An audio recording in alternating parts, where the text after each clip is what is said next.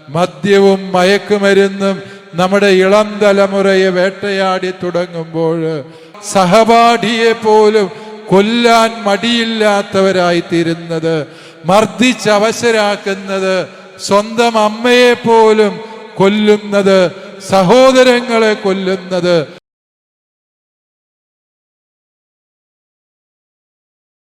നമ്മൾ വിചാരിക്കുക ഈ കൃപ എന്ന് പറയുന്നത് എന്തോ ഒരു പ്രത്യേക ഗുണമാണ്, പുണ്യമാണ് എന്നൊക്കെ നമ്മൾ വിചാരിക്കും. അല്ല പ്രിയപ്പെട്ടവരെ, കൃപ എന്നതിൻ്റെ ഒന്നാമത്തെ അർത്ഥം ഈശോ മിശിഹ എന്നാണ്.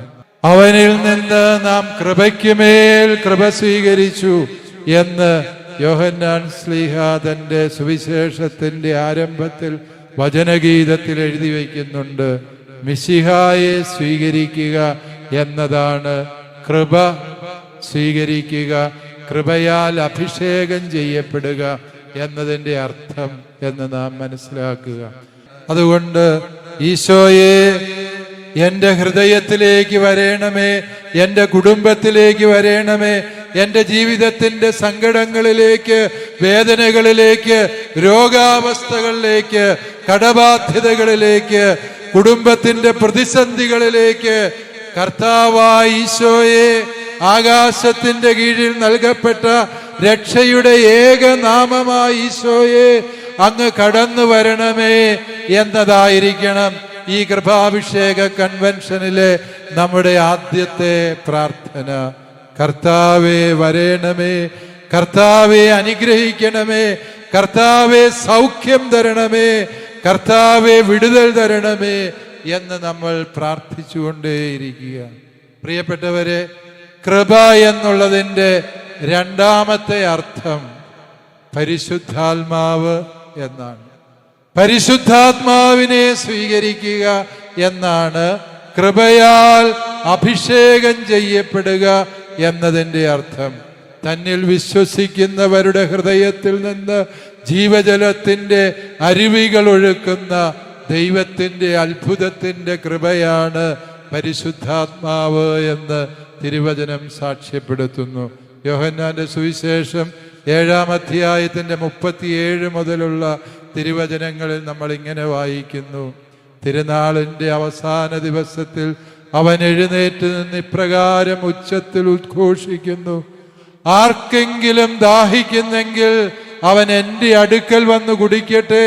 എന്നിൽ വിശ്വസിക്കുന്നവന്റെ ഹൃദയത്തിൽ നിന്ന് വിശുദ്ധ ലിഖിതം പ്രസ്താവിക്കുന്നത് പോലെ ജീവജലത്തിന്റെ അരുവികൾ ഒഴുകും. അതായത് ഈശോയിൽ വിശ്വസിച്ചു തുടങ്ങുമ്പോൾ നാം ഓരോരുത്തരും പരിശുദ്ധാത്മാവാകുന്ന ജീവജലത്തിന്റെ ഉറവിടമായി തീരുന്നു എന്നാണ് സുവിശേഷകൻ പറയുന്നത്. 7-ാം അധ്യായത്തിന്റെ 39-ാം വചനത്തിൽ ശ്ലീഹാ തന്നെ ഈ വചനത്തിന്റെ അർത്ഥം വ്യാഖ്യാനിച്ചു. അവനിത് പറഞ്ഞത് തന്നിൽ വിശ്വസിക്കുന്നവർ സ്വീകരിക്കാനിരിക്കുന്ന പരിശുദ്ധാത്മാവിനെ കുറിച്ചാണ്. പ്രിയപ്പെട്ടവരെ, പരിശുദ്ധാത്മാവാകുന്ന കൃപയ്ക്ക് വേണ്ടി പ്രാർത്ഥിക്കണം. പരിശുദ്ധാത്മാവിൻ്റെ വരദാനങ്ങൾക്ക് വേണ്ടി പ്രാർത്ഥിക്കണം.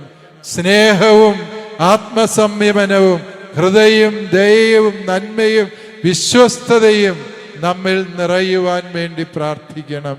പരിശുദ്ധാത്മാവായ ദൈവം വരുമ്പോൾ നമ്മുടെ ജീവിതത്തിൻ്റെ പ്രതിസന്ധികൾക്ക് ഉത്തരമാകുന്നു.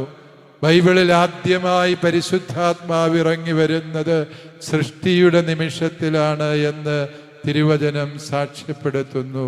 രൂപരഹിതവും ശൂന്യവും അന്ധകാരാവൃതവുമായ ജീവിതത്തിലേക്ക് പരിശുദ്ധാത്മാവ് വരുമ്പോൾ പ്രകാശമുണ്ടാകുന്നു, കരയുണ്ടാകുന്നു, കരയിലെ ജീവികളുണ്ടാകുന്നു, വായുവിധാനമുണ്ടാകുന്നു, ആകാശമുണ്ടാകുന്നു, അവയിലെ പക്ഷിമൃഗാദികൾ ഉണ്ടാകുന്നു.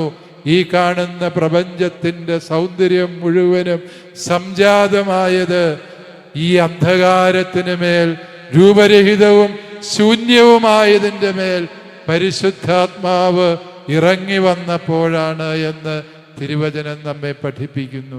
പ്രിയമുള്ളവരെ, പരിശുദ്ധാത്മാവിൻ്റെ അഭിഷേകം നമ്മിൽ സംഭവിക്കുമ്പോഴും ഇതുതന്നെയാണ് ഈ കൺവെൻഷനിൽ നാം ആഗ്രഹിക്കേണ്ടത്.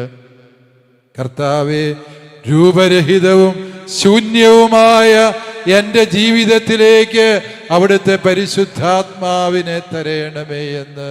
പ്രിയപ്പെട്ടവരെ, ഈ തലമുറയിൽ പലരുടെയും ജീവിതങ്ങൾ രൂപരഹിതമായി, ശൂന്യമായി, നിരാശയിൽ, ആത്മഹത്യയുടെ വക്കിൽ ചെന്നെത്തി നിൽക്കുന്ന സാഹചര്യങ്ങളിലാണ്. മദ്യവും മയക്കുമരുന്നും നമ്മുടെ ഇളം തലമുറയെ വേട്ടയാടി തുടങ്ങുമ്പോൾ പത്രമാധ്യമങ്ങളിൽ നാം നമ്മുടെ കുഞ്ഞുങ്ങളുടെ പോക്കിനെ കുറിച്ച് വായിച്ച് അമ്പരക്കുകയാണ്. ദൈവമേ, അങ്ങയുടെ മക്കളായി കുഞ്ഞുങ്ങൾക്ക് എന്ത് സംഭവിച്ചു? എന്തുകൊണ്ടാണ് അവർ ഇപ്രകാരം ചെയ്യുന്നത്? തങ്ങളുടെ കൂട്ടത്തിലുള്ള സഹപാഠിയെ പോലും കൊല്ലാൻ മടിയില്ലാത്തവരായി തീരുന്നത്, മർദ്ദിച്ചവശരാക്കുന്നത്, സ്വന്തം അമ്മയെ പോലും കൊല്ലുന്നത്, സഹോദരങ്ങളെ കൊല്ലുന്നത്, സ്നേഹത്തിനും ബന്ധങ്ങൾക്കും വിലയില്ലാതായി തീർന്നത് എന്തുകൊണ്ട് എന്ന് നാം അത്ഭുതപ്പെടുമ്പോൾ തിരുവചനം നമുക്ക് ഉത്തരം തരുന്നു. പരിശുദ്ധാത്മാവിനെ സ്വീകരിക്കുക. സ്നേഹത്തിൻ്റെ അർത്ഥം അപ്പോഴേ മനസ്സിലാകൂ. ബന്ധങ്ങളുടെ ആത്മാർത്ഥത എന്ത് എന്ന് വെളിപ്പെട്ട് കിട്ടുവാൻ പ്രിയപ്പെട്ട ദൈവജനമേ, നമുക്ക് പരിശുദ്ധാത്മാവിനെ സ്വീകരിച്ചേ പറ്റൂ. അത് നാം മാത്രമല്ല, വിദൂരങ്ങളിലും വിദേശങ്ങളിലും പഠനത്തിനും ജോലിക്കും പോയ സകല മക്കളും പരിശുദ്ധാത്മ അഭിഷേകമുള്ളവരാകുവാൻ വേണ്ടി നാം തീക്ഷ്ണമായി പ്രാർത്ഥിക്കേണ്ടതുണ്ട് എന്ന സത്യം കൂടി ഗ്രഹിക്കുക. പരിശുദ്ധാത്മാവ് നമ്മിൽ വരുമ്പോഴാണ് ഈശോ നമ്മുടെ ഉള്ളിൽ രൂപപ്പെടുക. പരിശുദ്ധ അമ്മയുടെ മേൽ പരിശുദ്ധാത്മാവ് ആവസിച്ചപ്പോൾ അവളിൽ ഈശോ രൂപപ്പെട്ടതുപോലെ പരിശുദ്ധാത്മാഭിഷേകത്തിലൂടെ നമ്മിൽ ഈശോയുടെ തിരുസാന്നിധ്യവും തിരുവചനവും നിറയുകയും രൂപപ്പെടുകയും ചെയ്യുന്നു എന്ന സത്യം ഓർക്കുക. അവസാനമായി, കൃപ എന്നതിൻ്റെ മൂന്നാമത്തെ അർത്ഥം പരിശുദ്ധ സഭ എന്നാണ്. കൃപയുടെ അഭിഷേകം എന്ന് പറഞ്ഞാൽ പ്രിയപ്പെട്ടവരെ, അത് കേവലം ഒരു അമൂർത്തമായ സങ്കല്പമല്ല. ഏകവും പരിശുദ്ധവും ശ്ലൈഹികവും സാർവത്രികവുമായ ഈ സഭയോട് ചേർന്ന് സഭയുടെ വിശ്വസ്ത മക്കളായി സഭയുടെ കൗദാശിക ജീവിതത്തിൽ പങ്കുചേർന്ന് സഭയെ ദൈവം ഭരമേൽപ്പിച്ച ദൗത്യങ്ങൾ ഉത്തരവാദിത്വ ബോധത്തോടെ നിറവേറ്റിക്കൊണ്ടുള്ള ജീവിതമാണ് കൃപാഭിഷേകത്തിൻ്റെ ജീവിതമെന്ന് സത്യം ഓർക്കുക. ഈ കൃപയെ അതിരുകളില്ലാതെ അളവുകളില്ലാതെ നമ്മിലേക്ക് വർഷിക്കാൻ ഈശോ മിശിഹ തൻ്റെ അനന്ത ബുദ്ധിയിൽ കണ്ടെത്തിയ അത്ഭുതത്തിൻ്റെ കൂദാശയാണ് പരിശുദ്ധ കത്തോലിക്ക സഭ എന്ന സത്യം നാം മനസ്സിലാക്കുക. ഈ സഭയോട് ചേർന്ന് നിന്നാൽ നാം കൃപയാൽ നിറയപ്പെടും എന്നറിയാവുന്ന നാരകീയ ശക്തിയായ പിശാച് സഭയിൽ നിന്നകറ്റാൻ, സഭയിലുള്ള വിശ്വാസം നഷ്ടപ്പെടുത്താൻ, സഭയെ അനുധാവനം ചെയ്യുന്നത് അർത്ഥശൂന്യമാണ് എന്ന് ചിന്തിക്കാൻ പ്രേരിപ്പിക്കുന്ന അനേകം പ്രതിസന്ധികൾ നമുക്ക് മുൻപിൽ ഈ സഭയുടെ നടുമുറ്റത്ത് ഒരുക്കുന്നുണ്ട് എന്നുള്ള സത്യം പ്രിയപ്പെട്ടവരെ നമ്മൾ തിരിച്ചറിയണം. തങ്ങളുടെ ചുറ്റും കൊടുങ്കാറ്റ് ആരവമുയർത്തിയപ്പോൾ ഗലീലി തടാകത്തിൽ പകച്ചുപോയ ശിഷ്യരെ പോലെ നമ്മളും പകച്ചു പോകാറുണ്ട്. എങ്ങോട്ട് നീങ്ങുമെന്നറിയാതെ ജീവിതം വഴിമുട്ടിപ്പോയി എന്ന് ചിന്തിക്കുന്നവരുണ്ട്. സഭയിലെ ജീവിതത്തിന്, സഭയോട് ചേർന്ന് നിൽക്കുന്നതിന്, സഭയാകുന്ന നൗകയിൽ ഉറച്ചിരിക്കാനുള്ള ആത്മവിശ്വാസം നഷ്ടപ്പെട്ടു പോകുന്ന സാഹചര്യങ്ങളുടെ വിവരണങ്ങൾ ചുറ്റുവട്ടങ്ങളിൽ നാം നിരന്തരം കേൾക്കുമ്പോൾ ശിഷ്യന്മാരെ പോലെ പ്രിയപ്പെട്ടവരെ ഈ സഭയുടെ നൗകയുടെ അമരത്തിരിക്കുന്ന കർത്താവിനെ വിളിക്കാൻ പഠിക്കുന്ന ശുശ്രൂഷയാണ് ഈ കൃപാഭിഷേക കൺവെൻഷൻ എന്ന സത്യം ഓർക്കുക.